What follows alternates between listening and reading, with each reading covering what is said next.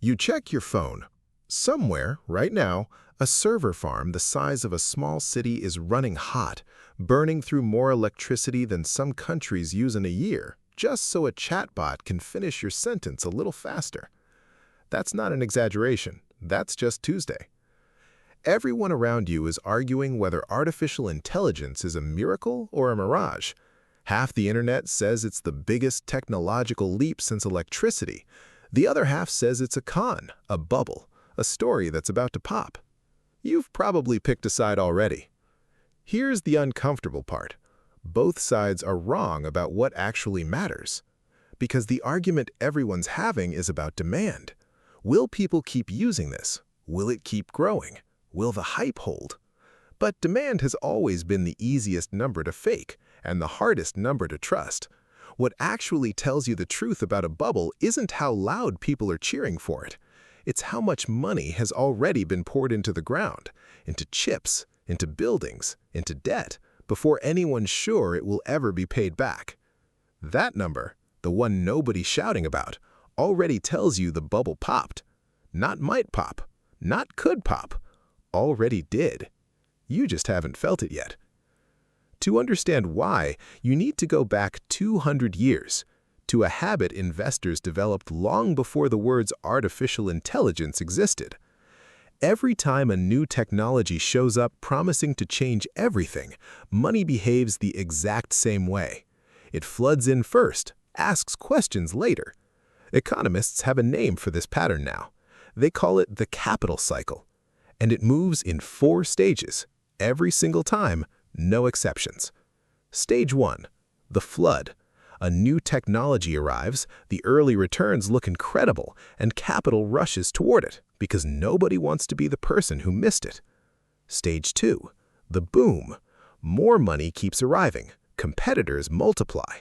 Everyone races to build faster than the last guy, and for a while, it feels unstoppable. Stage 3, the collapse. All that competition finally does what competition always does. It crushes the very profits that attracted everyone in the first place. Prices fall, companies fold, fortunes disappear almost overnight. Stage 4, the inheritance. This is the quiet part. While the builders are going bankrupt, the actual infrastructure they built, the rails, the cables, the wells, doesn't vanish. Someone else walks in later, buys it for pennies, and builds the real fortune on top of the wreckage. Flood, boom, collapse, inheritance. Say it a few times. You're going to need it. Now, picture Britain in the 1830s. Steam power had just proven itself, and suddenly every investor in the country wanted a piece of the railway. Not just bankers, shopkeepers, vicars, widows with modest savings.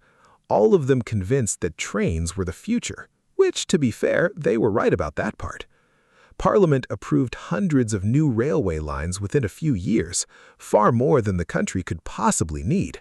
Lines got built to villages that barely had enough people to fill a single carriage. Then, reality caught up. Revenue came in at a fraction of what investors had been promised. Share prices collapsed, and by the middle of the century, railway stock had lost more than half its value. Ordinary families who had bet their savings on the future of transportation lost everything. But the tracks stayed in the ground. Decades later, that same railway network became the backbone of British industry, and the people who scooped up the wreckage for almost nothing became the new generation of wealth. The technology wasn't a lie, the timing was. Fast forward about 150 years, and the exact same story plays out with fiber optic cable. After telecom laws changed in the late 1990s, companies buried an almost unthinkable amount of fiber under the ground and across ocean floors, betting that internet traffic would keep doubling forever. It didn't. Demand grew, just nowhere near fast enough to match what had been built. Most of that fiber sat unused for years. Telecom stocks were gutted. Some of the biggest names in the industry became penny stocks almost overnight. And once again, the fiber didn't disappear. It sat there, quietly, until the traffic finally caught up years later, and the companies who bought that infrastructure cheap ended up owning the backbone of the modern internet you're using right now to watch this video. Notice the pattern isn't really about railways or fiber optic. It's about what happens whenever a technology feels too important to bet against. Everyone stops asking whether the spending makes sense and starts asking whether they can afford to be left out. If two examples still feel like coincidence, here's a third, and this one's barely a decade old.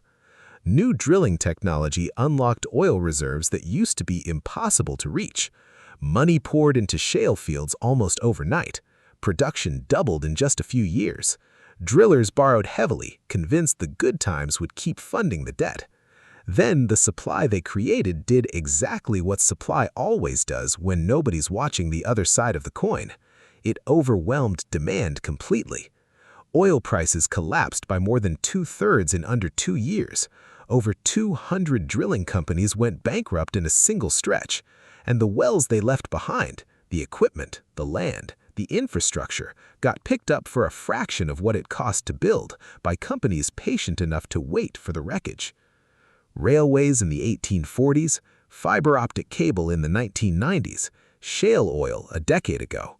3 different centuries, 3 unrelated industries, and the exact same 4 stages playing out underneath every single one of them, almost like clockwork. Which brings us to right now.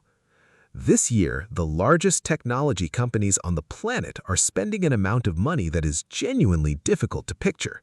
Hundreds of billions of dollars funneled into chips, data centers, and power contracts in a single 12-month stretch.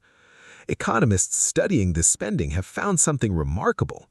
Strip out artificial intelligence investment from recent economic growth figures in the United States, and what's left over is barely growth at all.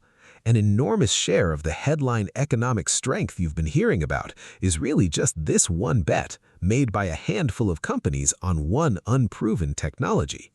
That's not demand, that's supply, built on faith that demand will eventually show up to match it. There's an old economic idea, older than any of this, that explains exactly why that faith is so dangerous. Whenever money senses a high return somewhere, it doesn't trickle in politely. It rushes in all at once, from every direction. And the moment enough competitors show up chasing the same prize, that flood of competition does the one thing none of them wanted. It drives the returns down for everyone, including the very companies that got there first. That idea is centuries old, and artificial intelligence hasn't found a way around it. Nothing ever has. And here's where it gets uncomfortable. A lot of what looks like booming demand for artificial intelligence right now is money moving in a circle. One company invests in another. That company turns around and spends the money buying computing power from the first company. Everyone books it as revenue. Everyone celebrates the growth. But if you trace enough of those arrows, you start noticing they loop back to the same small handful of names over and over. This isn't new either. During the fiber boom, equipment makers loaned their own customers the money to buy their equipment, then recorded it as sales. Analysts at the time warned that this kind of financing didn't just add risk around the edges, it manufactured the appearance of real demand where very little existed. It kept the story alive for years longer than the fundamentals ever deserved. Then the story ran out of runway all at once. You can already see cracks in the current cycle if you know where to look. Companies that were once selling artificial intelligence to almost no competition are now spending an enormous, rapidly growing share of their revenue just to keep customers from leaving for a rival.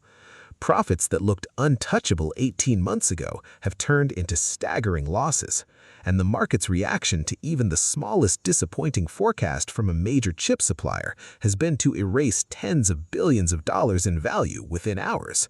That kind of reaction doesn't happen in a healthy market. It happens in a market priced so far ahead of reality that even a small gap between expectation and truth becomes a crater. Think about what that actually means. A market that violent isn't confident, it's fragile. Confidence doesn't flinch at a rounding error. Fragility does.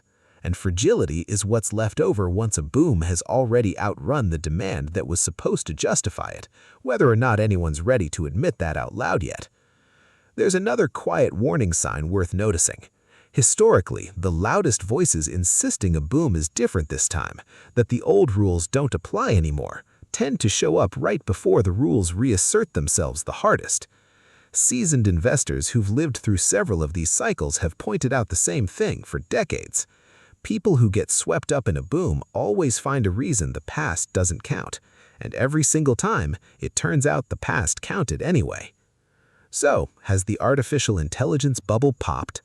Ask that question the way most people ask it, and you'll spend the next year arguing in circles. Ask it the way the capital cycle asks it, and the answer's already sitting there in plain sight. The flood happened. The boom is happening right now, loudly, expensively, in front of you, which means the collapse isn't a possibility anymore.